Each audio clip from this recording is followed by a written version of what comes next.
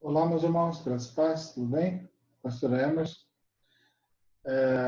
Vamos começar um novo estudo, né? Fizemos algum estudo, está no YouTube. Se quiser se inscrever lá, receber alguns estudos, fique à vontade. A pedido, né, foi falado para a gente fazer um estudo sobre Apocalipse. Muita gente tem bastante dúvida sobre Apocalipse.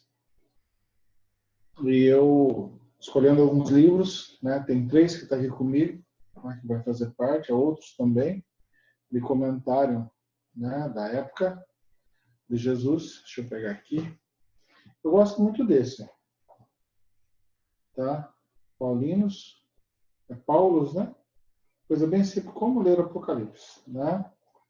Tem um bem antigo que eu encontrei na minha biblioteca também, de 1985. Ele tem algum contexto assim, não estou, né, criticando nada, mas a gente aproveita bem. Tem que ter um bom discernimento para dar uma olhada e, né, alguns contextos de exegese, tá? Mas também eu gosto de ler livros simples, né? Lógico, a gente lê livros aí com mais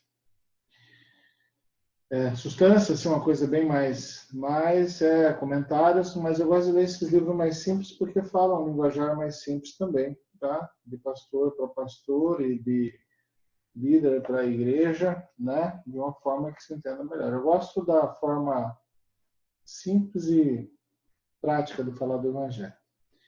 Nós vamos começar esse primeiro vídeo com a introdução, né, sobre o entendimento de Apocalipse. Eu quero dizer que não estou criticando ou questionando outros tipos de entendimento, né? Eu procuro fazer uma leitura do contexto histórico, do que acontecia na época, né?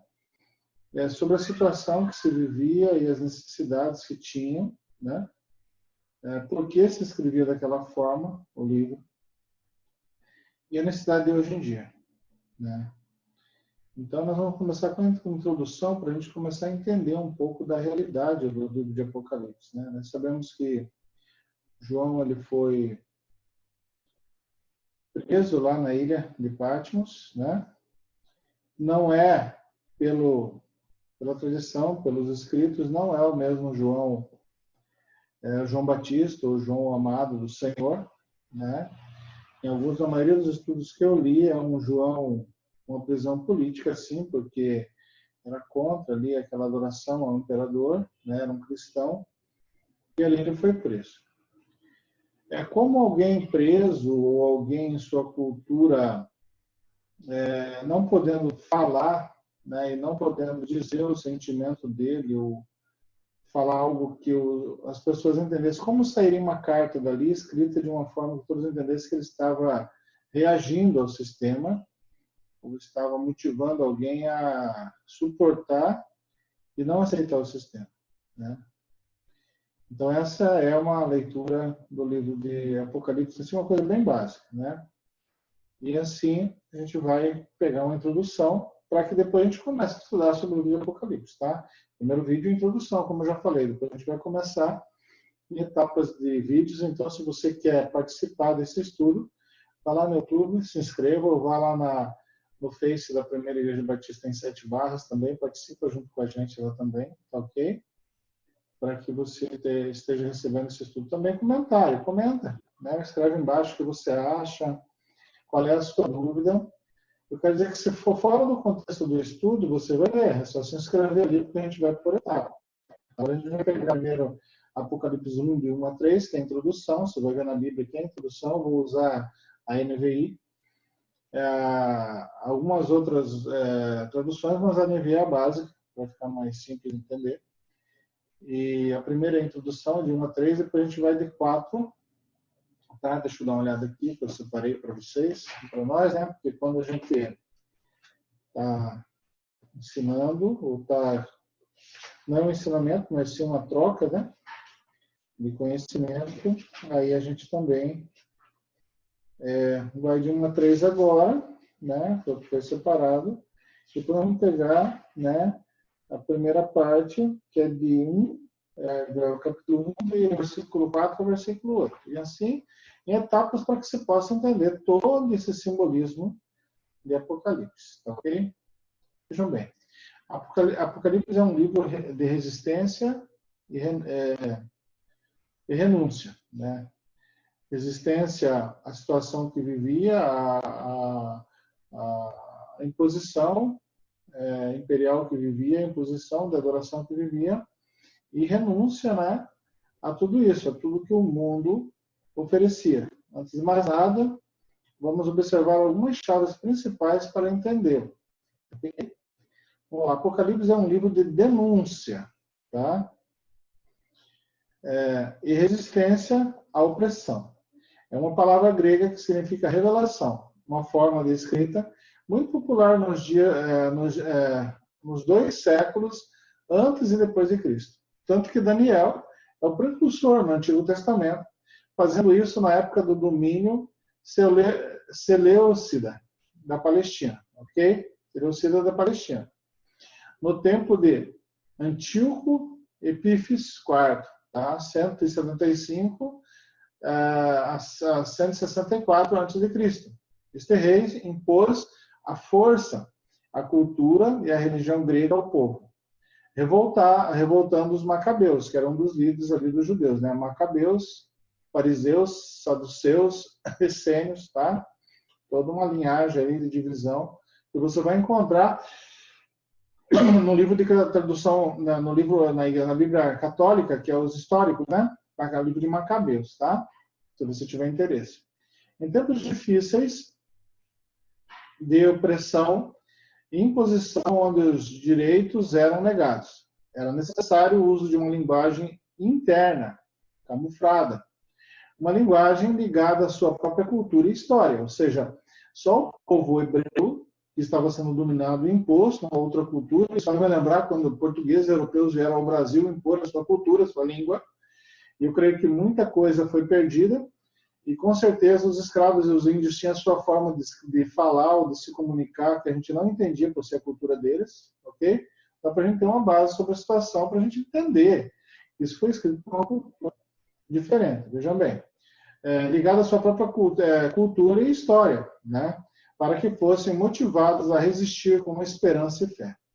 Sem o conhecimento da linguagem, da cultura do povo explorado, ou seja, o povo que estava explorando não conhecia a linguagem deles, tá? A linguagem que eles usavam, a história, né, dos hebreus, do povo de Deus, para entender o que eles estavam escrevendo.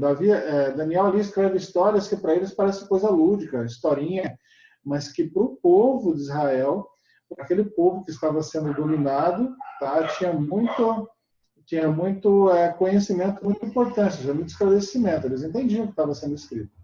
Ficando impossível os gregos e outros povos, como os romanos, entenderem o conteúdo de denúncia e resistência dos escritos. E assim tudo parecia estranho, sem importância. Ok? Apocalipse também é um livro de denúncia profética, de celebração, testemunho e felicidade. Mas também é um livro de ação urgente e de esperança de um povo que não desanima. Tá? Então, vejam bem, esse é o livro de Apocalipse. Tanto o Apocalipse, que nós vemos ali em João, né, na Revelação, quanto o Apocalipse de Daniel, na época de Daniel. Tá, ok? Um exemplo para a gente entender isso daí, tá? Apocalipse demonstra um panorama do passado para esclarecer as coisas presentes e vindouras.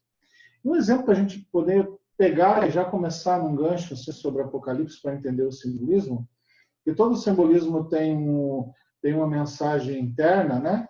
Ok? Para a gente poder entender por que você precisa estudar a cultura e entender, para você hoje não olhar o livro de uma forma moderna, pós-moderna na nossa época e inventar um monte de coisa sobre isso. É para a gente entender da seguinte forma. Vou dar um exemplo bem simples para você. Quando hoje em dia, a minha cultura, nós que já temos aí mais de 40 anos, um pouquinho mais, fala assim, caiu a ficha. É necessário que se entenda o contexto. É necessário que para a pessoa entender isso, ela tenha colocado a cabeça dentro de um orelhão, ela tenha comprado uma ficha local DDD, colocada ali dentro, falando com a pessoa e de repente, pim, a ficha caiu, acabou a ligação. Você é obrigado a colocar uma em cima da outra, mas quando ela cai, está a ligação. É necessário que conviva essa época, e tenha vivido essa época, alguém conte bem claramente o que eu estou falando agora, para que a pessoa entenda. Mas mesmo assim, alguns falam assim, caiu a ficha, no sentido de que, entendeu agora? Né? Só para a gente entender um pouquinho disso aí. É como você também chegar para uma pessoa, que é pouco usado hoje, até uma discriminação, mas ela é usada, a gente sabe, seu pé rapado, ou seja, você não tem nada, você não é ninguém. Para você entender esse contexto, a pessoa fala assim, é um sinônimo disso, tá? Mas para você entender por que surgiu isso, você tem que voltar lá no passado e entender que quando os nobres, ou quem tinha um pouco de dinheiro, ia na igreja, ia com cavalo, ia com carruagem ou com carroça. Ele sujava os pés. Mas quando alguém ia para a igreja, os pobres iam de pé, sem nada nos pés, sujo de lama, logo na entrada tinha um pedaço de ferro, onde eles esfregavam a sola dos pés para tirar o lodo, tirar o barro, para poder entrar dentro da igreja. Né? Raspavam os pés ali, eram os pobres que raspavam os pés, que sujavam o pé na lama. Então, era o raspa-pé, então você é um pé rapado. Só para a gente entender mais ou menos, para você entrar no contexto de Apocalipse, você entender. Pessoas leem Apocalipse e têm várias ideias e imaginação. A síntese de Apocalipse, ele está do versículo do capítulo 1, de 1 a 3, ele dá um panorama geral, né? Como já comentamos, os escritos de Apocalipse têm uma característica fundamental. A característica fundamental de Apocalipse é motivar a resistência, pois eles surgem em tempos difíceis para pessoas não acomodadas, tá? Quem se acomoda para no tempo e perde a promessa, vamos dizer assim. Os 3 primeiros versículos é o resumo de tudo que encontraremos em frente, ou seja, dentro do livro. Então é bom prestar bem atenção nesses 3 primeiros versículos para entender o livro de Apocalipse. Os 3 primeiros versículos já deixam bem claro muitas coisas que as pessoas pensam hoje em dia de Apocalipse. Quando abre lá no meio, abre um versículo, abre 2, 3 versículos, abre um capítulo e quer imaginar o que está escrito nele. Tá? Vejam bem, esta é a revelação de Jesus Cristo, versículo 1a, logo no comecinho do versículo 1, né? Capítulo 1, do versículo 1, ali no comecinho, 1a, ele diz assim, esta é a revelação de Jesus Cristo. É neste livro, e neste livro iremos conhecer Jesus Cristo, ao mesmo tempo descobriremos o significado de se comprometer com Ele e com sua causa. Tá? Isso é a revelação de Jesus Cristo. Então, se comprometer com Ele e com a causa dele nesse mundo. Não no mundo vindouro. O mundo vindouro é uma promessa garantida, é prêmio. Tá? Você está numa corrida, tá? E o prêmio está no final. É garantido você chegar. Tá? E em Cristo não é quem chegou primeiro ou quem chegou depois, é quem chegar. Então o prêmio está garantido. Tá? Então, a revelação de Jesus Cristo para um ato presente, ok? Para um ato do povo. Jesus, através de João, é autor dessa revelação.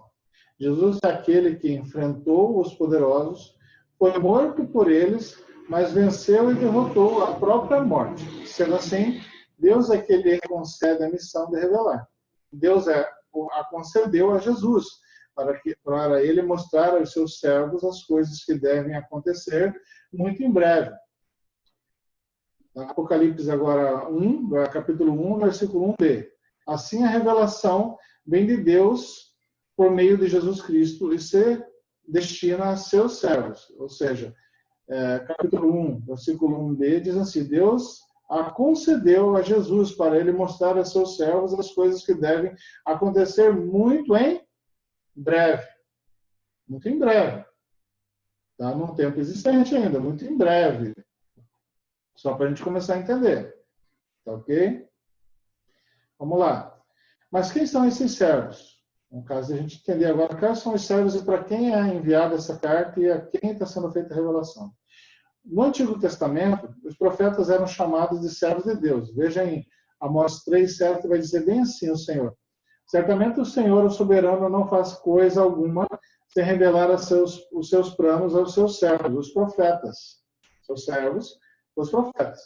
O autor se considera profeta e que a profecia não desapareceu e estava viva nas comunidades que se comprometem com o projeto de Deus, pois todos os seguidores de Jesus são servos do Senhor e, portanto, profetas, o professador da vontade de Deus. É interessante notar que naquele tempo a profecia tinha se calado antes da vinda de Jesus. Daí, após a morte de Jesus, Jesus sendo profeta, também para eles tinham se calado, para alguns. Mas aqui ele fala que não. Ele se considera profeta falando da palavra do Senhor. A profecia não tinha se calado e dentro da comunidade dos crentes ela continuava. Mas que profecia? Adivinhação? Né? Misticismo? Achismo? Não. Ele está falando sobre os profetas do Senhor, os servos do Senhor, como fala em Amós, que falavam a vontade de Deus para a comunidade, ou em comunidade professavam a vontade de Deus para fazer a vontade dele na sociedade e no mundo.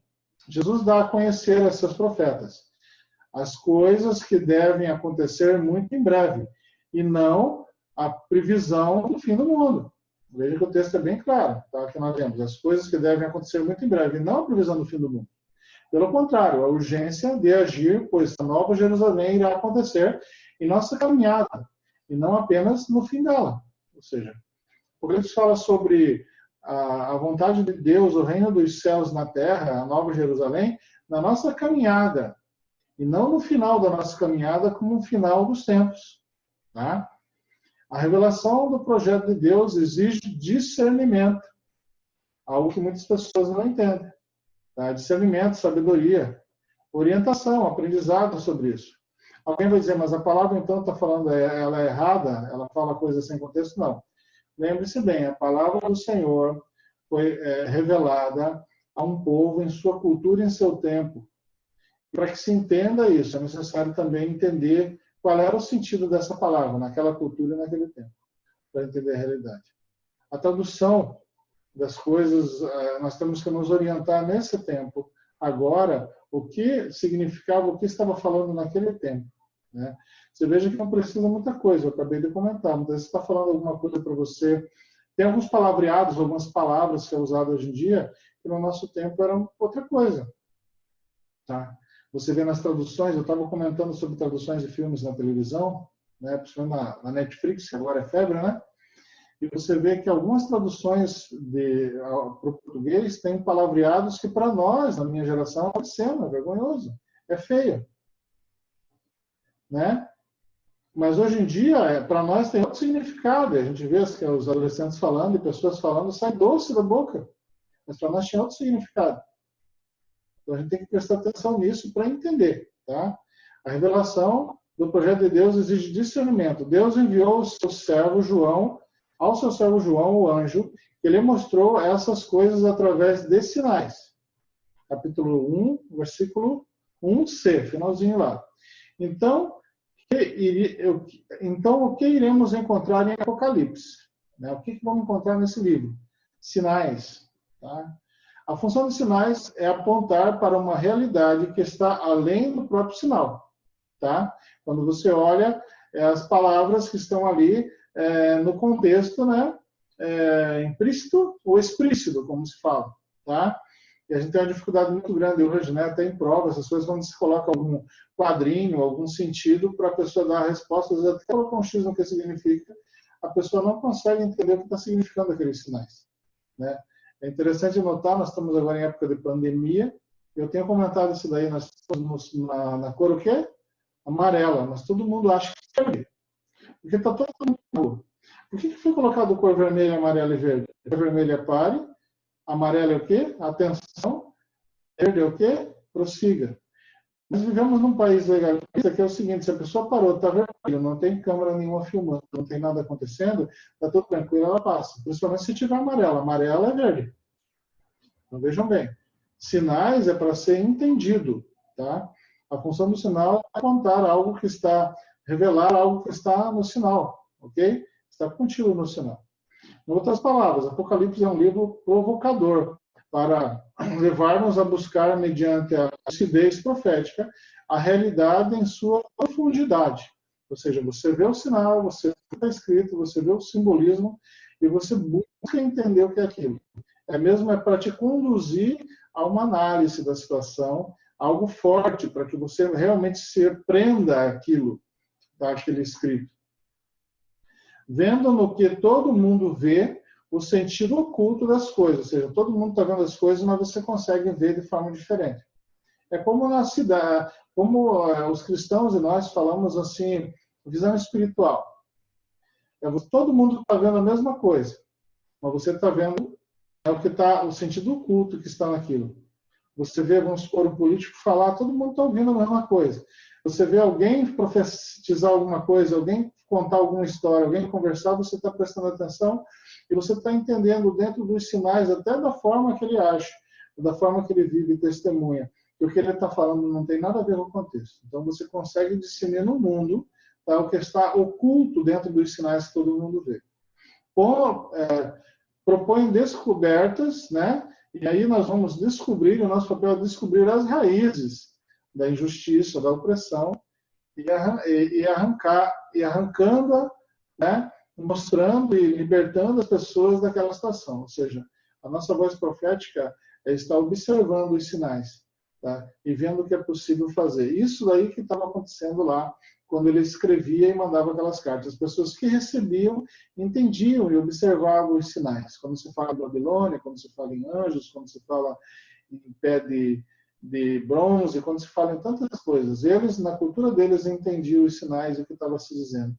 Ele nos convida a percorrer o mesmo caminho, tá, de análise, de busca do que Deus, do que o próprio Deus, a nosso Senhor Jesus Cristo, quer para a nossa vida em Apocalipse. O Apocalipse está cheio de anjos. Quem são? Para o autor, o modo de representar o que não pode ser representado, ou seja, ele coloca anjos porque é coisa divina, não tem como, ele tem coisa que não adianta. As pessoas falam assim, por quê? Eu vou para o céu. Por que você vai para o céu? Porque vai ter pedras, né?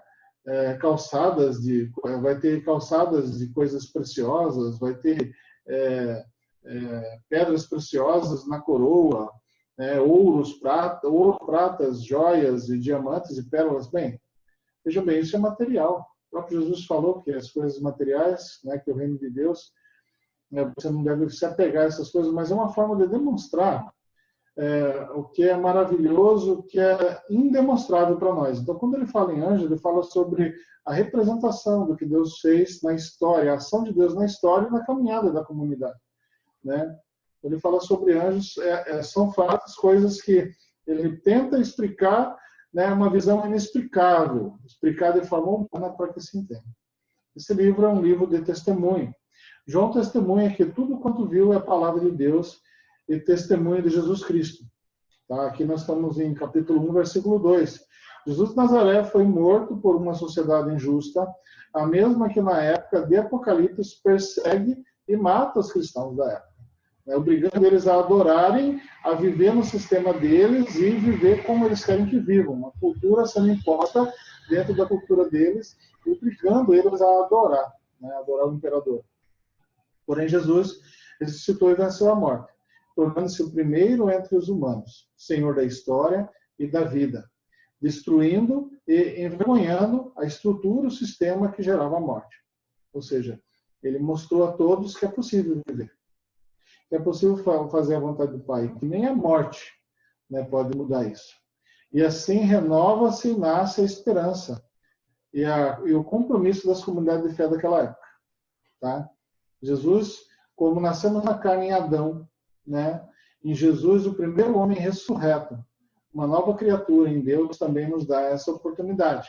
É uma mudança completa no universo, é uma mudança completa na história da humanidade. Aqueles que se colocaram para o céu, eu nasci de Adão, eu vou morrer de Adão, eu sou na pessoa de Adão, eu sou um pecador, eu não tenho, nasci no pecado, né? Jesus vai mostrar que não. Que na pessoa de Cristo Jesus está nascendo para Cristo, né? Uma nova criatura. Até aquele momento, nunca na existência humana, alguém tinha feito a vontade do Pai, morto e ressurreto, como corpo humano ressurreto. Né? Naquele momento, algo muda. A história completamente muda. Ele é o primeiro e o único, tá, que nos mostra isso. Como isso acontece? Né? A comunidade tem a esperança, o compromisso, né, de fé. Isso acontece através mediante a fé e o testemunho. A martíria que fala, né? O martírio, aquilo, fazer a vontade do Pai independente. Eu fico imaginando, as pessoas reclamam de tantas coisas, qualquer espinho na unha já está reclamando, e antigamente o pessoal morria, era jogado aos leões, perdia tudo que tem, era chicoteado, era maltratado pela sua fé, era morto pela sua fé. E as pessoas hoje querem maravilhas, porque Jesus morreu na cruz e pagou o nosso pecado, levou toda a nossa dor, toda a nossa enfermidade. Amém. Jesus levou tudo mesmo, nos deu uma nova vida espiritual, um novo pensamento. Mas se for assim, todos os mártires, os apóstolos e todos aqueles que vieram antes de nós, então estavam tudo em pecado, estava tudo errado, né? Porque não viveram essa felicidade, essa paz e tranquilidade, né? Então isso que Apocalipse quer mostrar, a resistência do povo de Deus às coisas do mal. Assim, o que iremos encontrar neste livro? O simples e prático testemunho de Jesus Cristo e o testemunho dos seus servos, os cristãos profetas da época, tá? Aqueles que se mantêm firmes, né? E assim ele vai mandar cartas às igrejas, e assim depois tantas coisas nós vamos estar estudando junto. E você pode comentar, tá? Fazer o seu comentário, tá? Se inscreva ali, faz seu comentário, manda para a gente o que mais que você quer escutar, aprender. Se você quer algum livro, alguma informação, né? Fique à vontade. Esse livro também anuncia felicidade. Não é só martírio, essa tristeza, essa felicidade, só opressão. Sim, felicidade. Feliz aquele que vê e aquele que escuta as palavras dessa profecia. Se praticaram o que nela está escrito, pois o tempo está próximo. Capítulo 1, versículo 3. Vejam bem, eu vou ler de novo. Feliz aquele que vê, né? Não, e aquele que escutam, não só vê, mas escutam as palavras dessa profecia. Porque ver e escutar está bem diferente. Tem gente que só olha assim, está falando, beleza, legal, olha que bonito, tchau. Né? Mas que escutar, tá? É você prestar atenção e entender e ter discernimento e orientação, refletir sobre aquilo. Ó, e ainda diz assim, depois que você vê e escuta, tá?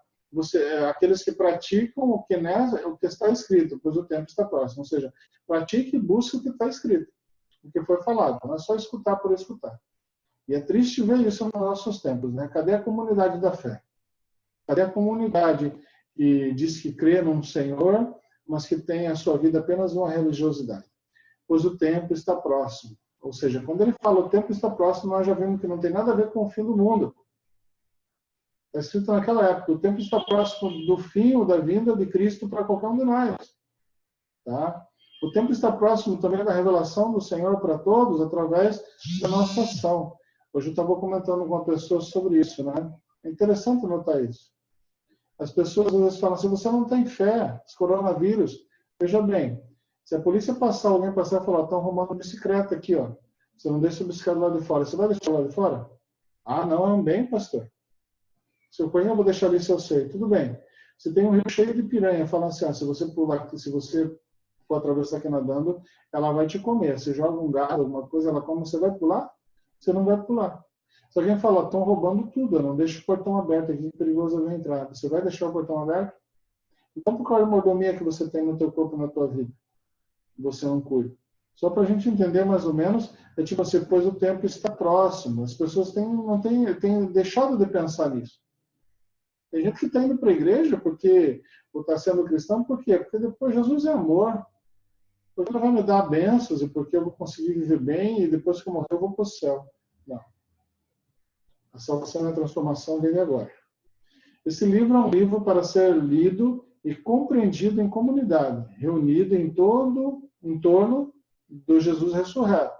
Ou seja, é um livro que é para ser interpretado e lido e entendido por aquela comunidade, pela comunidade de hoje, como uma forma de revelação de resistência à maldade, ao sistema maligno que está em redor. Se alguém que entende o diabo, sim, o próprio diabo que afronta, né? que monta ciladas e que está colocando o povo cristão em situação vergonhosa, que não tem nada a ver com o princípio bíblico. Uma coisa que eu sempre tive comigo é o seguinte, quem é cristão é cristão. O livro principal dele não é o pastor, é a Bíblia. O livro principal dele não é a denominação, é a Bíblia. Tá? É igual quem é budista, quem é espírita, quem é mormon, tá? Eles têm o seu livro de fé. O nosso livro de fé é a Bíblia. E se eu sou cristão, não sou judeu, não sou israelita, eu sou cristão. Sou cristão, meu mestre, meu Senhor e meu ensinador, e aquele que eu devo seguir é Jesus Cristo. Bem entendido? É isso que Apocalipse vai ensinar. é a celebração da fé que provoca discernimento em ação. Assim, a comunidade de Cristo vai descobrindo o que e a quem resistir e o que devem denunciar, o que celebrar e como alimentar a esperança para chegar à felicidade, né? Então, é uma busca constante, uma luta para a perseverança. Vejam no versículo 3. Ao dizer, pratiquem, nos remetem à ação, pois a felicidade depende da ação prática, da vontade de Cristo. Ele fala, mas só Jesus Cristo salva? Sim. Se você é salvo por Jesus, você é uma nova criatura. A obra foi feita por salvos. A ação prática da vontade de Deus foi feita por salvos. Por isso que só Jesus Cristo salva, porque não adianta você fazer obra sem a salvação de Cristo, sem isso estar no teu coração, se é só por ritual. Tá? Não se trata de seguir uma série de leis, e sim resistir contra tudo que se opõe ao projeto de Deus, com garra e sem deixar-se manipular pelo sistema e por outras coisas. Um livro que perde urgência, o tempo está próximo, no mesmo versículo 3. Pois não se trata do fim do mundo, mas sim de uma urgência existencial, nessa caminhada, né, no profetizar, no celebrar, na esperança e no colocar a mão à obra. Pois a felicidade realizada depende disso, depende da atitude do povo de Deus. Tá? Nós somos pessoas que fomos separadas, não os santos que chamam separado para fazer a boa obra, para transformar uma humanidade, não para fazer parte de um sistema que corrompe, que envergonha e que maltrata. É triste notar, né, quando você olha esse tipo de coisa no povo de Deus. Tá? E é o que mais tem, infelizmente. É triste notar que o povo precisa entender realmente que Apocalipse não, no livro de Apocalipse, não no misticismo que se coloca, em algumas previsões que se colocam, mas na realidade de uma comunidade, onde onde o cristão não espanca a esposa, onde a esposa vive em comunhão com o seu marido, onde o marido ama a esposa como a igreja ama a Cristo, e a esposa é a ajudadora dele e faz parte da comunidade, onde os filhos respeitam os pais respeitam os filhos, onde você valoriza mais o próximo, e se alguém pedir uma capa, pedir a sua túnica, você dá a capa também, se alguém fala para você andar 1 quilômetro, você anda 2 quilômetros, né? Onde você não apedreja, onde você olha o que tem no seu olho, porque não o graveto que tem no olho da outra pessoa, né? Onde você faz por merecer, onde se não te serve a pessoa, não te serve o dinheiro sujo dela. E assim por diante. Uma comunidade cristã que precisa se santificar. Tá? Agora, só para finalizar, tá? Com discernimento, leia Apocalipse capítulo 1, de 1 a 3, né? Observe bem e responda. Contra quem a comunidade cristã de hoje resiste? A primeira pergunta, contra quem a comunidade cristã de hoje resiste? Se você puder comentar aí embaixo, comenta.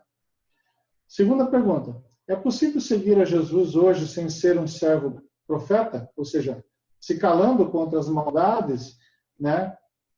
Buscando não fazer as maldades do mundo? Porque aqui está dizendo, é possível seguir a Jesus hoje, sem ser um servo profeta, ou um servo que faz a vontade dele. Mas você segue a Jesus, mas você faz o que é seu interesse, que é interesse daquele poder humano, daquele poder do sistema.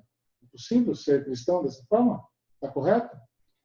E quem são os verdadeiros profetas de hoje? São os adivinhões? São os místicos? Qual é a profecia que está se revelando aqui? O que é ser profeta dentro de um sistema injusto e corrupto? Tá? Responda. Porque o livro do Apocalipse é um livro urgente, deve ser lido e entendido em comunidade. Por que o livro do Apocalipse é um livro urgente? É um livro que pede urgência, ação prática das pessoas. E por que ele deve ser entendido e deve ser reagido em comunidade? Não é só para mim. Na comunidade cristã, se falar sobre a vontade de Deus, sobre o que ali é reprimido e o que ali é exaltado, para que seja feito. Porque é um livro provocador que traz a verdadeira felicidade. Tá? Se você puder responder uma dessas questões, responda. Tá? Vai ser muito bom esse feedback, essa devolutiva sua para a gente. Tá? Na primeira parte, ou seja, a primeira lição, nós vamos falar sobre, isso foi a introdução, nós vamos falar sobre o capítulo 1, versículo 4 e 8. Tá? Desejo a vocês a graça e a paz. Amém? Fique com Deus aí, tá? E vamos ver se a gente consegue desenvolver junto. Faz seu comentário, tá? Deixa aí a resposta das perguntas, tá? Se você quiser alguma orientação, coloca, tá? Eu vou estar marcando aqui certinho, posso passar para você particular. Ou no próximo estudo, eu dou um comentário rápido logo na introdução sobre a pergunta que foi feita, tá? Deus te abençoe aí, qualquer coisa estamos por aqui.